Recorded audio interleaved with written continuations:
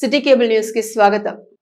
Schedule కులాలను ఉపకులాల ప్రజల నుంచి అభ్యంతరాలు వినతులను ఎస్సీ వర్గీకరణ ఏకసభ్య కమిషన్ చైర్మన్ రాజీవ్ రంజన్ మిశ్రా స్వీకరించారు.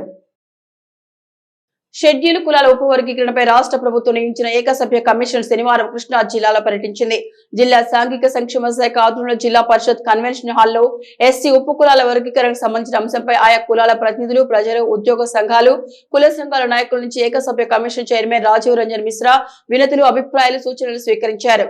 జిల్లా కలెక్టర్ డికే బాలాజీ, జిల్లా SP R Gangadharrao, DRO K Chandrasekhararao, సాంఘిక సంక్షేమ శాఖ డిప్యూటీ డైరెక్టర్ షాహిద్ బాబు షేక్ ఇతర అధికారులతో కలిసి ఆయన ఆర్జీలు స్వీకరించారు. ఈ ప్రజాభిప్రాయ సేకరణలో మొత్తం 343 వినతులు, మెమరాండాలను వివిధ షెడ్యూల్ ఉపకులాల ప్రతినిధులు కమిషన్ కి అందజేశారు. ఉమ్మడి కృష్ణా జిల్లా నలుమూల నుంచి సుమారు 3000 మందికి పైగా హాజరయ్యారు.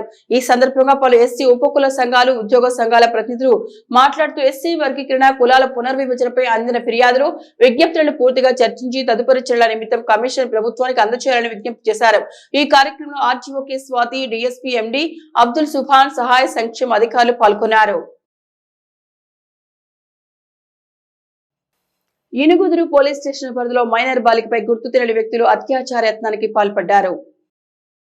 ఇనుగుదురు పోలీస్ స్టేషన్ పరిధిలో మైనర్ బాలికపై గుర్తు తెలియని వ్యక్తులు అత్యాచార యత్నానికి పాల్పడ్డారు. మైనర్ బాలిక కాళ్లు చేతులు కట్టేసి పంపుల చెరువుల వెనుక ఉన్న నిర్మానుష్య ప్రాంతానికి ఇద్దరు యువకులు తీసుకెళ్లి అత్యాచార యత్నానికి పాల్పడ్డారు. 8వ తరగతి చదువుతున్న బాలికపై అత్యాచార యత్నానికి పాల్పడ్డ ఇద్దరు యువకుల్లో ఒకరిని పట్టుకుని బాలిక బంధువులు దేహశుద్ధి చేశారు. బాధిత బాలిక ఫిర్యాదు మేరకు కేసు నమోదు చేసి పోలీసులు దర్యాప్తు చేస్తున్నారు. అత్యాచార యత్నానికి పాల్పడింది గంజాయి బ్యాచ్ గా స్థానికులు ఆరోపిస్తున్నారు. ఇద్దరిని అదుపులోకి తీసుకున్నామని సిఐ పరమేశ్వరరావు తెలిపారు. మా పేరు వెంకన్న బాబు. ఇలా మా మేనగోడల్ని ఇద్దరు వ్యక్తులు బండి మీద తీసుకెళ్ళిపోయి మాకు ఈలోపు పిల్ల కనపడలేని ఫోన్ చేస్తూ ఉండగా మా ఫ్రెండ్స్ అందరం కలిసి ఎతుకుతుంటే కొంతమంది మీద అనుమానం వచ్చి ఫోన్లు చేస్తూ ఉండగా వాళ్ళకి ఫోన్ చేయగానే పిల్లని తీసుకొస్తుంటే బెదిరించి తీసుకొస్తూ ఉండగా పట్టుకుని తీసుకొస్తుండగా పోలీస్ స్టేషన్కి తీసుకొచ్చి అప్పచెప్పిన తర్వాత కొంతమంది మీద అనుమానం వచ్చి చెప్పాము. అడిగామన్నా. ఇప్పుడు ఏంటి కారణం ఏమనుకుంటున్నారు? ఏం జరిగింది అనుకుంటున్నారు? ఆ పిల్లని పాడు చేసేసారు. పలానా అది గుడిపేటకు సంబంధించిన వాళ్ళు, కాశానిగూడెం అక్కడ వాళ్ళే. ఆ పిల్ల కూడా అదే చెప్తుంది. మచిలీపట్నం కాసానిగూడెంలో అద్దెకుంటూ నివాసం ఉంటున్న పాప జార్జ్ కార్నేషన్లో 8వ తరగతి చదువుతూ ఉంది. ఈ పాపకు సంబంధించి ఈరోజు ఇనుగుదురు పోలీస్ స్టేషన్లో నేను మాట్లాడిన సందర్భంగా నేను చిల్లర కొట్టుకి సరుకు తీసుకురావడానికి కోసం వెళ్ళే సందర్భంలో ఇద్దరు యువకులు నన్ను కాళ్ళు చేతులు కట్టి బండి మీద తీసుకెళ్ళి నిర్మాణ ప్రదేశంలో నాపై ఇద్దరు అత్యాచారం చేశారనేది చెప్పడం జరిగింది. నేను ప్రత్యేకంగా కనుక్కున్నాను. ఇటువంటి సంఘటన జరగటం దురదృష్టకరం. వారి మీద కఠినమైన చట్టాలు వేసి వారిని శిక్షించాలని సిపిఎం పార్టీగా మేము డిమాండ్ చేస్తూ ఉన్నాం. అదే సందర్భంలో ఈ కాలంలో మరి అంటే ఒక రకంగా గంజాయి సంబంధించింది, మాదక ద్రవ్యాలకు సంబంధించింది అనేకం ఇక్కడ చేస్తూ ఉన్నారు. దానివల్ల యువత చెడిపోతుంది. దానికి పరాకాష్టే ఈ చర్య అనేది మేము భావిస్తూ ఉన్నాం. కాబట్టి ఇటువంటి వాటిని వెంటనే అరికట్టాలని ప్రభుత్వాన్ని కోరుతా ఉన్నాం. అదేవిధంగా ఈ అత్యాచార ఘటనలో ఎవరైతే పాల్గొన్నారో వారిని పోక్సో చట్టం కింద నమోదు చేసి వారిని కఠినంగా శిక్షించాలని సిపిఎం పార్టీగా ప్రభుత్వాన్ని డిమాండ్ చేస్తూ ఉన్నాం. మనకున్న ప్రాథమిక సమాచారం ప్రకారం ఒక మైనర్ గర్ల్ రేప్ అని చెప్పేసి తెలిసింది. వాళ్ళు విక్టిమ్కి సంబంధించిన పేరెంట్స్ ఎవరైతే ఉన్నారో వాళ్ళు మనకి రిటర్న్గా రిపోర్ట్ ఇస్తున్నారు. రిపోర్ట్ ఇచ్చిన తర్వాత దాని మీద కేసు కట్టి మేము దర్యాప్తు చేస్తాం. దర్యాప్తు అనంతరం ముద్దాయిలు ఎవరన్నది మీకు త్వరలోనే తెలియపరుస్తాం. ఇంకా పూర్తి సమాచారం మనకైతే రాలేదు. పూర్తి సమాచారం వాళ్ళు ఇస్తున్నారు. ఇచ్చిన తర్వాత మేము ఎఫ్ఐఆర్ చేసిన తర్వాత మీకు పూర్తి వివరాలు మళ్ళీ ఇంకోసారి మీకు పూర్తిగా అందజేస్తాం. బాలికని మనం అడగకూడదండి. మనకి lady SIs, lady constables, head constables ఉన్నారు. అలాగే ఎంపీఓ ఉన్నారు. వాళ్ళు మాట్లాడతారండి వాళ్ళతో, బాలికతో. అలాగే వాళ్ళ మదర్ ఉంది, మేనత్ ఉంది, వాళ్ళు మాట్లాడతారు. వాళ్ళ ద్వారా మళ్ళీ మా లేడీ కానిస్టేబుల్స్ ఎవరైతే ఉన్నారో వాళ్ళ సమాచారం తీసుకుని మాకు తెలియపరుస్తారు. అదేవిధంగా వాళ్ళ పేర్లు కానీ ఏవి కానీ ఎఫ్ఐఆర్లో కూడా రావండి. మేము అది సీక్రెట్గానే పంపించడం జరుగుతుంది. ఇది ఈ వివరాలు కూడా పూర్తి వివరాలు ఏవి కూడా మేము చెప్తే దాన్ని బేస్ చేసుకుని కూడా మీడియాలో చెప్పిన దాన్ని బేస్ చేసుకుని వాళ్ళని ఐడెంటిఫై చేయగలరు. కాబట్టి ఎక్కడ జరిగింది ఎలా జరిగింది అన్నది కూడా ఆ సమాచారాన్ని అంతా గోప్యంగా ఉంచుతున్నాం. కానీ ముద్దాయిల్ని అదుపులోకి తీసుకుంటాం త్వరలో. తీసుకున్నామండి, ఇద్దరిని అదుపులో తీసుకున్నామండి. ఇద్దరు మన దగ్గర ఉన్నారు. ఇంకా పూర్తి సమాచారం ఇంకేం లేదు. మాజీ మంత్రి పేర్ని నాని అక్రమాలపై సమగ్ర విచారణ జరపాలని టీడీపీ నాయకులు రూరల్ పోలీస్ స్టేషన్ లో ఫిర్యాదు చేశారు. మాజీ మంత్రి వైసీపీ నేత పేర్ని నానిపై తాలూకా పోలీస్ స్టేషన్ లో టీడీపీ నాయకులు ఫిర్యాదు చేశారు. నాని అధికారంలో ఉండగా ఇసుక అక్రమ రవాణా, గోదాములు అక్రమంగా తరలించిన బియ్యంపై సమగ్ర విచారణ చేపట్టి చట్టపరమైన చర్యలు తీసుకోవాలని ఈ సందర్భంగా వారు డిమాండ్ చేశారు. ఈ కార్యక్రమంలో టీడీపీ సీనియర్ నాయకుడు Gorrepati Gopichand, Aryavysya corporation director Motamuri Baba Prasad, Ilias Pasha, Kunche Nani, municipal మాజీ vice chairman P Kashi Vishwanath, TDP కార్పొరేటర్లు పాల్గొన్నారు. రాష్ట్రంలో జరుగుతున్నటువంటి ఘోరమైనటువంటి కలి ఏమిటంటే వైఎస్ఆర్ అనేటువంటిది ఒక రాజకీయ పార్టీ కాదు అని తెల్లవైపోయింది. ఎందుకంటే అది ప్రజల కోసం, పాలన కోసం ఉద్భవించిన పార్టీ కాదు. అది స్వార్థం కోసం, దోపిడీ కోసం, ప్రజల్ని దోపిడీ చేయడానికి వచ్చినటువంటి ఒక రౌడీ వ్యవస్థే వైఎస్ఆర్ పార్టీ పేరిట ప్రజల్లోకి వచ్చింది. ఏదో చేస్తాడు, పగలదీస్తాడు, రాజశేఖర రెడ్డి కొడుకు అని చెప్పి ప్రజలు మోసపోయారు. ఇక జీవితంలో ఎవరో మోసపోరు. మనం రాజకీయాల్లో అవినీతి పరులను చాలామంది చూస్తూ ఉంటాం. కానీ ఒక ప్లాన్డ్గా అన్ని గోడౌన్లు కేంద్ర ప్రభుత్వ ఆధీనంలో గోడౌన్లు ఉన్నాయి, రాష్ట్ర ప్రభుత్వ ఆధీనంలో గోడౌన్లు ఉన్నాయి. వాటిని కాకుండా దాదాపు అందరు శాసనసభ్యులు కూడా గోడౌన్లు కట్టి వాటిల్లో ప్రభుత్వ పేద ప్రజలకు సంబంధించినటువంటి పీడీ రైస్ నిల్వ చేసి దాన్ని ఎక్స్పోర్ట్ చేసి లక్షల కోట్లు సంపాదిస్తున్నారనేది ప్రతి చాటా రుజువైపోయింది. ఇది అంతం కాదు, ఆరంభం మాత్రమే. మచిలీపట్నంలో 7,500 టన్నులు బస్తాలు ఈ రోజున బయటపడితే కాకినాడ జిల్లా మొత్తం మీద ఎన్ని గోడౌన్లో బియ్యం కుంభకోణంపై చర్చ జరుగుతుంది. పేదవాళ్ళు తినే బియ్యం మీద కూడా ఈ వైసీపీ నాయకుల యొక్క కన్నేసి వేలాది టన్నులు అక్రమంగా తరలించి ఈ ప్రభుత్వం మరి వెంటనే చర్యలు తీసుకోవాలని చెప్పి కూడా మేము డిమాండ్ చేస్తున్నాం. వాళ్ళ పేర్ని నాని కుటుంబం ఇంత అరాచకంగా మరి గతంలో మన పవన్ కళ్యాణ్ గారి మీద కానీ, చంద్రబాబు గారి మీద కానీ అనేక రకాలుగా కూడా కుయుక్తులుగా మాట్లాడి, చలోక్తులుగా మాట్లాడి వాళ్ళని విమర్శించే వ్యక్తి ఈరోజు ప్రజల వద్దకు వచ్చి సమాధానం చెప్పలేని పరిస్థితిలో మరి ఊరి నుంచి పారిపోయాడు. దీనికి ప్రజలు సమాధానం చెప్పాలి. పేర్ని నాని గారు గతంలో ఎందుకు విమర్శించావు, వాళ్ళ సమాధానం ఎందుకు చెప్పలేకపోతున్నావు, ఇన్ని వేల బస్తాలు ఏ రకంగా మాయమైనాయి, దీనికి ప్రజలకు సమాధానం చెప్పాల్సిన అవసరం ఉంది. గత 5 ఏళ్లలో పేదల యొక్క ఇచ్చే బియ్యాన్ని కూడా కుంభకోణంగా కోట్లాది రూపాయలు సంపాదించిన ధనాన్ని కూడా కక్కించి వారి మీద కేసులు పెట్టి ఈ పట్టణం వచ్చిన మచిలీపట్నం వచ్చిన ప్రతి ఒక్క గురించి ఒక్కసారి ఆలోచన చేయండి. ఎందుకంటే మచిలీపట్నంలో నేను ఎన్నో రకాలుగా ఎన్నో విధాలుగా బాగు చేస్తున్నానని చెప్పి మన మచిలీపట్నాన్ని అధోగతి పాలు చేసి మచిలీపట్నాన్ని ఏ విధంగా డెవలప్ చేయకుండా ఆయన పెళ్లి దగ్గర నుంచి వాటి వరకు అంటే సిటీ కేబుల్లో కానీ, ఏ టీవీలో కానీ, లేకపోతే కోనేరు సెంటర్లో కానీ నువ్వు చర్చికి వస్తే నీ బతుకేంటో, మీ నాన్న ఏ విధంగా నీ పెళ్లి చేశాడో అన్నీ కూడా బయట పెట్టుకుందాం. నీ పాత స్కూటర్ దగ్గర నుంచి ఇవాళ 10-13 కారులతో కానవాయితో తిరుగుతున్నావు అంటే నువ్వు ఎన్ని వేల బస్తాల బియ్యంతో పాటు మచిలీపట్నం తీర ప్రాంతంలో ఉన్నటువంటి ఇసుకని ఏ విధంగా అమ్ముకున్నావో ప్రజలకు తెలుసు. అంతకన్నా మచిలీపట్నాన్ని గంధాయి వనంగా తీర్చిదిద్దిన నీకు ఇవాళ ప్రజలందరూ ఆలోచించి ప్రతి ఒక్కరు కూడా మంచి ఆలోచన. ఇనుగుదురు పోలీస్ స్టేషన్ పరిధిలో మైనర్ బాలికపై జరిగిన అత్యాచార ఘటనను వైసీపీ నాయకులు ఖండించారు.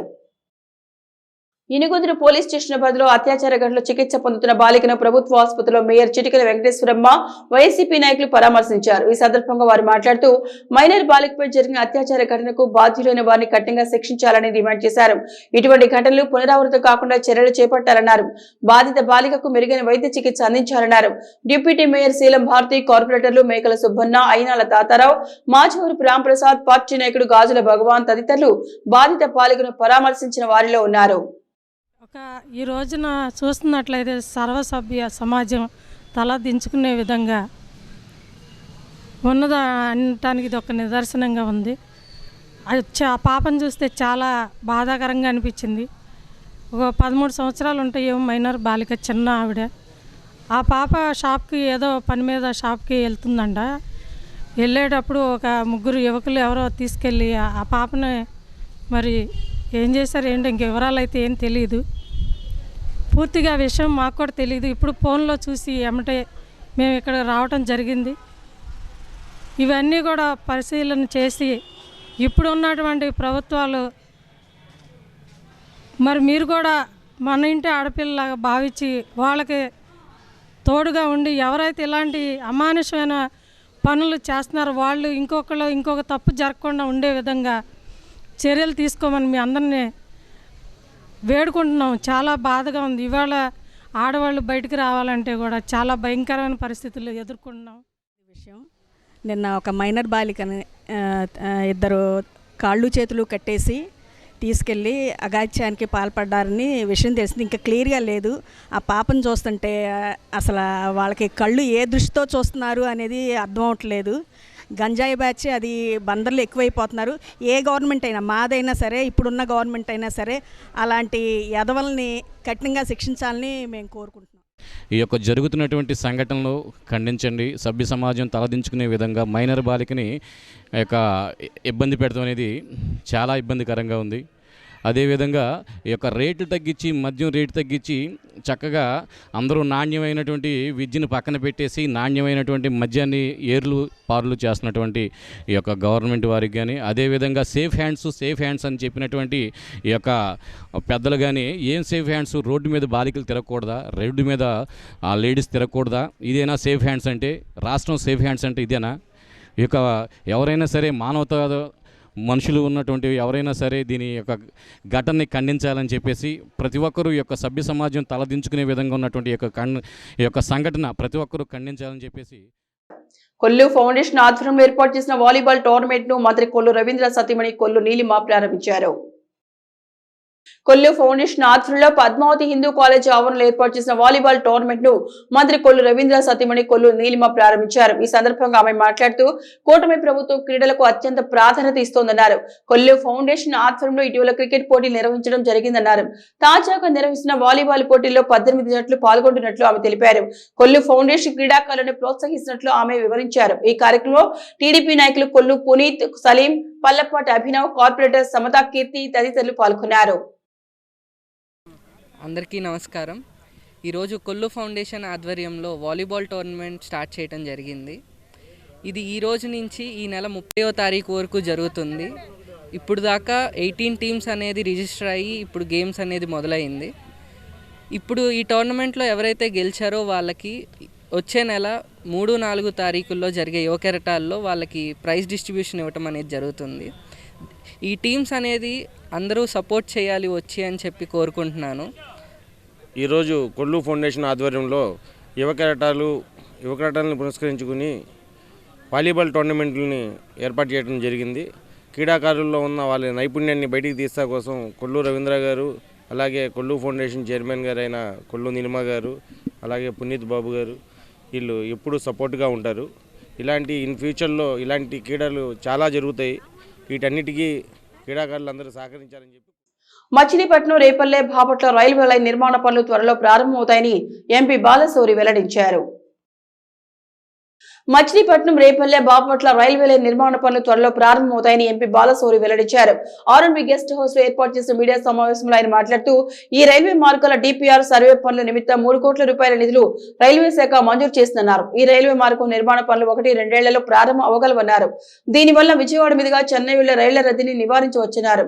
మచిలీపట్నం పోర్టు పనులు శరవేగంతో జరుగుతున్నాయని వచ్చే ఏడాదిన్నర కాలంలో 4 బెర్తులతో పోర్టు సిద్ధమవుతోందని ఎంపీ బాలశౌరి తెలిపారు. పోర్టుకు అనుబంధంగా పరిశ్రమల ఏర్పాటు, కనెక్టివిటీ మార్గాల నిర్మాణానికి కృషి జరుగుతున్నట్లు ఆయన వివరించారు. ఈ సమావేశంలో జనసేన నాయకులు అంజాద్ బాషా, గడ్డం రాజు, మాదివాడి రాము తదితరులు పాల్గొన్నారు.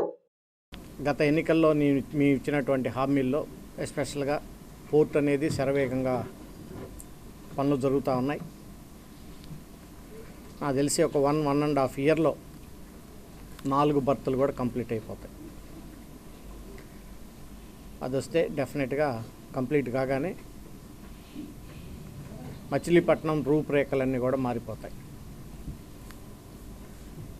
దానికి కనెక్టివిటీ రోడ్స్ కూడా కేంద్ర ప్రభుత్వం నుంచి ఇప్పుడున్నటువంటి 4 లైన్స్ని 6 లైన్కి డిపిఆర్ తయారవుతూ ఉంది. అదే రకంగా పోర్టు కనెక్టివిటీ రోడ్స్ కూడా అవి ట్రై చేస్తూ ఉన్నాం. సో అవి కూడా కేంద్ర ప్రభుత్వ నిధులతోటి కంప్లీట్ చేయడానికి పార్లమెంటు సభ్యుడిగా కేంద్ర ప్రభుత్వ నిధులు తీసుకురావడానికి నా వంతు నేను కృషి చేస్తాను. ఎన్నో కాలాల నుంచి ప్రజలు ఎదురు చూస్తున్నటువంటి railway project Machilipatnam Repalle railway line. ఇది మరి ముఖ్యంగా అవనిగడ్డ ప్రాంత ప్రజానికానికి తీరని కోరిక ఎప్పటి నుంచో. దానికి మచిలీపట్నం రేపల్లెతో పాటు రేపల్లె బాపట్ల స్ట్రెచ్ కూడా కలిపితే మనం మచిలీపట్నం పోర్టు మంచి వైబిలిటీ వస్తుంది. మచిలీపట్నం నుంచి ఇప్పుడు చెన్నై పోవాలి అంటే గుడివాడ, విజయవాడ, తెనాలి, హౌరా చెన్నై లైన్కి బాపట్ల దాకా వెళ్ళాలి. సో అదే మచిలీపట్నం నుంచి అవనిగడ్డ, రేపల్లె, బాపట్ల వెళ్తే దాదాపు 60 కిలోమీటర్ షార్ట్ అయింది. సో దాదాపు విజయవాడ మీద పోయే ట్రైన్స్ అన్నిటిలో కూడా భారం తగ్గి, ట్రాఫిక్ తగ్గి, సో ఇది ప్రజలకి చాలా ఉపయోగకరమైనటువంటి రైల్వే లైన్. దీనికి డిపిఆర్ కోసం ఆల్రెడీ సర్వే కోసం 1.2 crores రేపల్లె, మచిలీపట్నం, అలాగే 1.5 crores, మొత్తం దాదాపుగా 3 కోట్ల రూపాయలు రిలీజ్ అయినాయి. డిపిఆర్ సర్వే జరుగుతూ ఉంది. డెఫినెట్గా రానున్నటువంటి ఒక 1-2 ఇయర్స్లో పనులు కూడా ప్రారంభించే విధంగా ఒక పార్లమెంటు సభ్యుడిగా డెఫినెట్గా దీన్ని కృషి చేస్తానని ప్రజలకు తెలియజేస్తా ఉన్నాను. ఎస్సీ ఉపకులాల వర్గీకరణ పారదర్శకంగా జరగాలని ఎంఆర్పీఎస్ విజ్ఞప్తి చేసింది. ఎస్సీ ఉపకులాల వర్గీకరణ పారదర్శకంగా జరగాలని ఎంఆర్పీఎస్ విజ్ఞప్తి చేసింది. ఈ మేరకు ఎస్పీ ఉపకులాల వర్గీకరణపై రాష్ట్ర ప్రభుత్వం ఏర్పాటు చేసిన ఏకసభ్య కమిషన్ చైర్మన్ రాజీవ్ రంజన్ మిశ్రాకు ఎంఆర్పీఎస్ నాయకులు వినతి పత్రం సమర్పించారు. ఎస్సీ ఉపకులాల వారిగా సామాజిక, రాజకీయ, ఆర్థిక స్థితిగతులపై ఖచ్చితమైన గణాంకాలతో సమగ్ర వివరాలను సేకరించాలని వారు ఈ సందర్భంగా కోరారు. తొలుత ఆర్ఎన్బి గెస్ట్ హౌస్ నుంచి ర్యాలీగా బయలుదేరిన ఎంఆర్పీఎస్ నాయకులు లక్ష్మీ టాకీస్ సెంటర్ లో బిఆర్ అంబేద్కర్ విగ్రహానికి పూలమాల వేసి నివాళులర్పించిన అనంతరం జెడ్పీ హాల్ లో ఎస్సీ ఉపకులాల వర్గీకరణపై రాష్ట్ర ప్రభుత్వం ఏర్పాటు చేసిన ఏకసభ్య కమిషన్ చైర్మన్ కు వినతి పత్రం సమర్పించారు.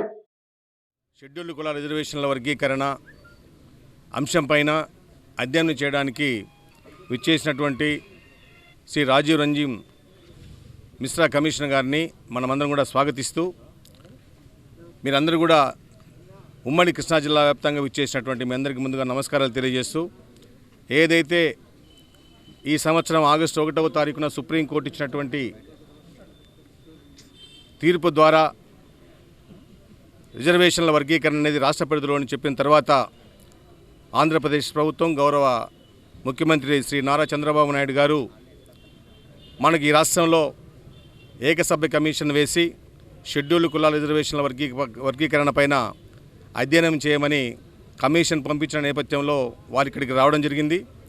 30 సంవత్సరాలు మాది రిజర్వేషన్ పోరాట సమితి మహాజన నేత మాన్య శ్రీ మందకృష్ణ మాదిగ గారి నాయకత్వంలో పనిచేస్తున్న మనమంతా కూడా ఈ 30 సంవత్సరాల్లో మనం కోల్పోయినటువంటిది భారత స్వాతంత్రం వచ్చిన తర్వాత 1950 నుంచి 2000 సంవత్సరం వరకు వర్గీకరణ లేని సమయంలో మనము ఎన్ని రకాలుగా ఈ రిజర్వేషన్ల ద్వారా లబ్ధి పొందామో, ఎంత నష్టపోయామో ఈ ఉమ్మడి రిజర్వేషన్ల ద్వారా అనే విషయాన్ని కూడా మనమంతా కూడా ఈరోజు కమిషన్ ముందు చెప్పాల్సిన అవసరం ఉంది.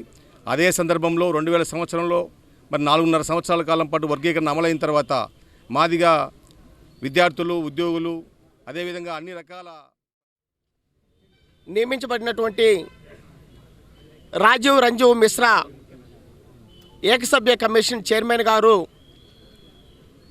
మాదిగ ఉపకులాల అభిప్రాయాలను అధ్యయనం చేయడానికి, వాళ్ళ యొక్క వినతి పత్రాలను స్వీకరించడానికి వచ్చిన సందర్భంగా మాదిగ రిజర్వేషన్ పోరాట సమితి గౌరవ శ్రీ మందకృష్ణ మాదిగ గారి యొక్క నాయకత్వంలో వేలాదిగా మాదిగ ప్రజలు తరలిరావడం జరిగింది. కమిషన్ గారి దృష్టికి ప్రధానంగా మాదిగలకు విద్యా రంగంలో జరిగినటువంటి అన్యాయాన్ని, అలాగే ఉద్యోగ రంగంలో జరుగుతున్నటువంటి అన్యాయాన్ని, అట్లాగే సంక్షేమ రంగంలో జరుగుతున్నటువంటి అన్యాయాన్ని, అలాగే రాజకీయ రంగంలో జరుగుతున్నటువంటి అన్యాయాన్ని, ఈ ఉమ్మడి కృష్ణా జిల్లాలో ఉండబడినటువంటి ఈ అన్యాయాన్ని కమిషన్ గారి దృష్టికి మేము వినతి పత్రాల రూపంలో మేము తీసుకెళ్ళబోతున్నాం. మరి ముఖ్యంగా షెడ్యూల్ కులాల వర్గీకరణకు సంబంధించి అధ్యయనం చేయడానికి రాష్ట్ర ముఖ్యమంత్రి వర్యులు గౌరవనీయ శ్రీ నారా చంద్రబాబు నాయుడు గారికి ఈ కమిషన్ను అపాయింట్ చేసినందుకు మేము ధన్యవాదాలు తెలుపుతున్నాం. రాజీవ్ రంజీవ్ మిశ్రా గారి కమిషన్ కూడా మేము స్వాగతిస్తున్నాం. ప్రధానంగా ఎవరి అవకాశాలను కూడా రేషన్ బియ్యం మాయం చేసిన విషయంలో మాజీ మంత్రి పేర్ని నాని చట్టపరమైన చర్యలుంటాయని ఎంపీ వల్లభనేని బాలశౌరి తెలిపారు.